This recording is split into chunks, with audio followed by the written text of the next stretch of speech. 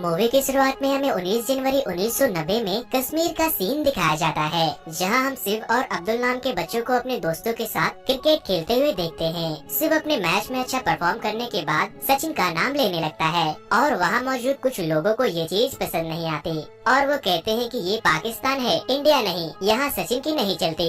और वो लोग ये बोलकर शिव को मारने लगते हैं, जिसके बाद उसका लंगोटिया यार अब्दुल उसे बचाकर वहाँ से लेकर किसी तरह से भाग जाता है। इसीलिए कहते हैं कि दोस्ती में कोई मजहब नहीं होती। गाइस कहते हैं कि 1990 कश्मीर का वो वक्त था जब कश्मीरी पंडितों को वहाँ से रहने का हक छीना जा रहा था और इस पूरे आतंक को लीड करता था फारूक अहमद दर, जिसे लोग बीटा कराटे के नाम से भी जानते थे। और वो सभी को इकट्ठा करके अपना बोल वचन दे रहा था कि अगर ये वतन हमारा है तो इस पर हुकूमत भी हमारी होगी। दूसरी तरफ हम एक लेडी को देखते हैं जो कि अपनी बीमार बच्ची को डॉक्टर के पास लेकर जा रही थी। तभी वहाँ मौजूद पुलिस उससे कहते हैं कि आगे मत बढ़ो, वहाँ खतरा है। कि तभी सामने से एक टेररिस्ट उस पुलिस वाले को शूट करके मार देता है और उस लेडी से कहता है कि मैं तुम्हारी बेटी की शादी अपने छोटे भाई से कराऊंगी, जिस वजह से वो लेडी उसके मुंह के ऊपर थूक देती है और वो आदमी गुस्से में आकर उसे शूट कर देता है, जिस वजह से उसकी बेटी काफी डर जाती है और जोर जोर से रोने लगती है।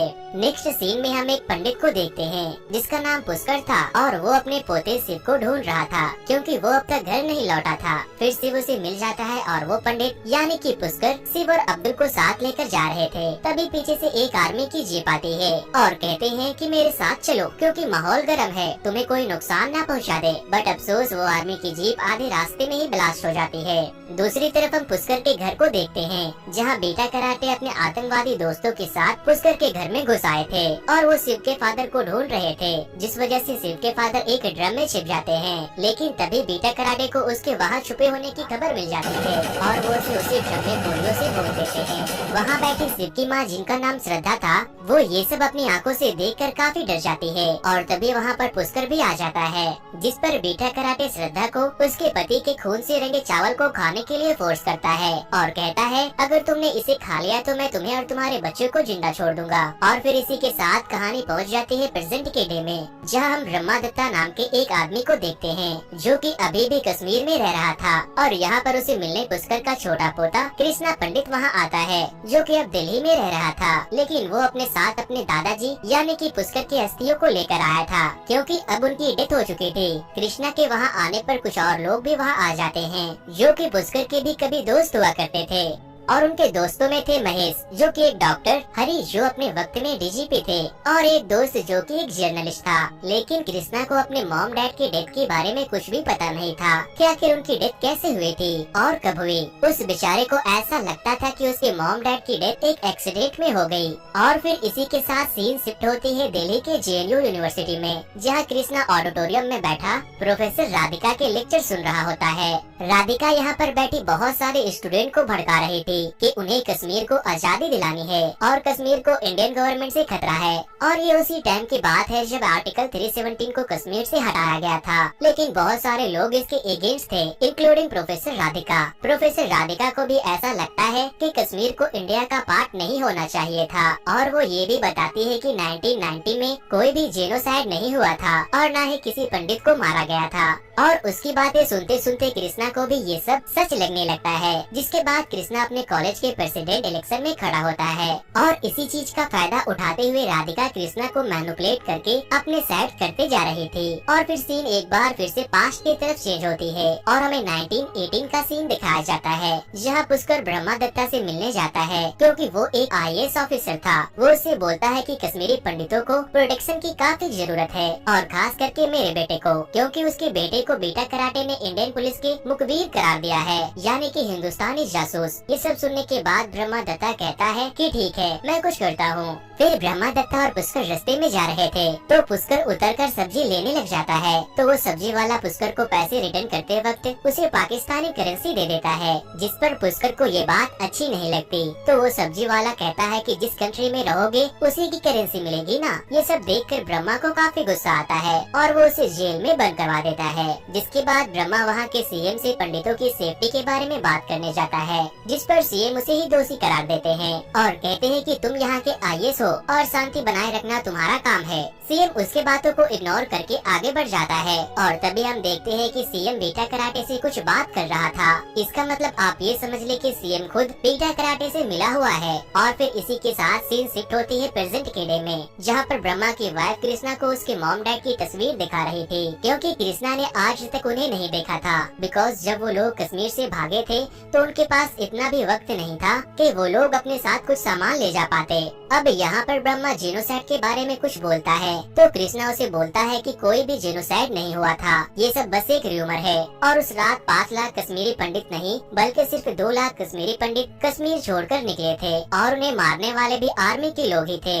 और वो कश्मीर के लोग जो टेररिस्ट बन रहे हैं उनका जिम्मेदार भी हम लोग ही हैं। अगर आप उनके बच्चों को जीप से बांधकर घसीटोगे और एक की वजह से सभी को टेररिस्ट बुलाओगे तो जाहिर सी बात है कि वो लोग टेररिस्ट ही बन जाएंगे। ब्रह्मा को कृष्णा की ये सब बात सुनकर काफी गुस्सा आ जाता है और फिर वो कृष्णा को फ्लैशबैक में ले जाता है और स्टोरी एक बार फिर पहुंच जाती है उसी रात में, जब बीटा कराटे श्रद्धा को उसके पति के खून से लिपटे चावल खाने को बोल रही थी। श्रद्धा अपने बच्चों को खोना नहीं चाहती थी, इसीलिए वो उस चावल को खा लेती है। जिसके बाद वो टेररिस्ट अपने वादे को पूरा करते हुए उन लोगों को उसी हाल में छोड़कर वहाँ से चला जाता है। जिसके बाद पुष्कर ब्रह्मा को कॉल करके बताता है कि उन जालिमों ने मेरे बेटे की गोली मारकर हत्या कर दी है। और वो ये भी कहता है कि जब पूरे इंडिया के साथ भी ऐसा ही होगा तब याद रखना कि तुम भी उन्हीं लोगों में एक होगे जिनकी वजह से ऐसा हो रहा होगा। फिर पुष्कर अपनी बची हुई फैमिली के साथ एक ट्रक में बैठकर वहाँ से दूर जगह चला जाता है और फिर वो लोग कश्मीर से थोड़ा दूर टेंट में रह रहे होते हैं।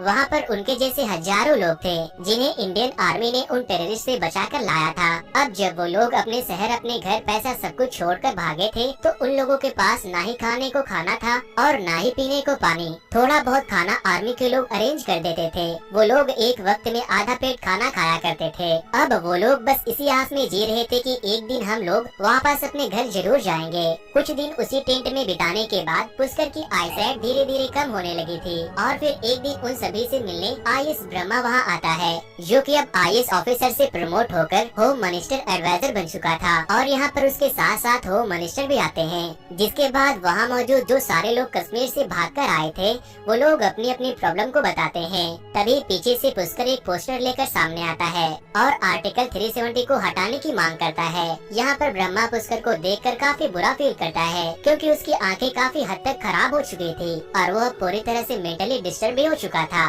जिस वजह से वो ब्रह्मा को पहचान भी नहीं पाता। जिसके बाद ब्रह्मा पुष्कर के फैमिली से मिलता है और वो कहता है कि वो उन्हें पास में एक घर दिला सकता है और एक जॉब भी दिला सकता है। जिसके बाद श्रद्धा ब्रह्मा की बात पर एग्री हो जाती है। अब नेक्स्ट सीन में वो लोग उसी घर में रहने लगते हैं, पर यहाँ पर हालात भी कुछ ठीक नहीं था। दूसरी तरफ हम बीटा कराटे को देखते हैं, जो खुद एक टेररिस्ट था और फिर भी वो मीडिया तक पहुँच जाता है और वहाँ पर उसका एक इंटरव्यू भी होता है, जिसमें बीटा कराटे कहता है कि मैंने सिर्फ 20-25 लोगों को ही मारा है, क्योंकि वो लोग आरएसएस के थे और वो खुद को एक फ्रीडम फाइटर बता रहे थे। और इन सब चीजों को टीवी पर देखकर पुष्कर को बहुत बुरा लगता है और कहता है कि ये मीडिया तक पहुंच गया, कुछ दिनों बाद पीएम तक पहुंच जाएगा। मैं इतने सालों से कोशिश कर रहा हूँ पीएम तक पहुंचने की। फिर धीरे धीरे करके पुष्कर अपनी जिंदगी की आखिरी सांस ले रहा था। मरने से पहले वो कृष्णा से ये रिक्वेस्ट करता है कि उसकी अस्थियों को उसके कश्मीर वाले घर में ही फैलाया जाए और यही उसकी आखिरी ख्वाहिश है। अब इसी के साथ स्टोरी फिर से पहुँच जाती है प्रेजेंट के डे में, जहाँ ब्रह्मा कृष्णा को ये सब बातें बता रहा था। कृष्णा ये सब सुनकर समझ जाता है कि प्रोफेसर राधिका उसे गलत चीज बता रही थी और तो और उसने कृष्णा को ये भी बोला था कि तुम कश्मीर जाने के बाद बीटा कराटे से जरूर मिलना। फिर नेक्स्ट सीन में पुष्कर के सारे दोस्त कृष्णा को पुष्कर के घर में ले जाते हैं, जहाँ पर उनके शिव जी के मंदिर से शिव जी को हटा दिया गया था और वहाँ पर वही झंडा लगा दिया था जो कि 30 साल पहले आतंकवादियों का झंडा हुआ करता था। फिर वो लोग उस झंडे को वहाँ से हटा देते हैं और फिर कृष्णा अपने दादाजी यानी कि पुष्कर की अस्थियों को उसी घर में बिखेर देता है।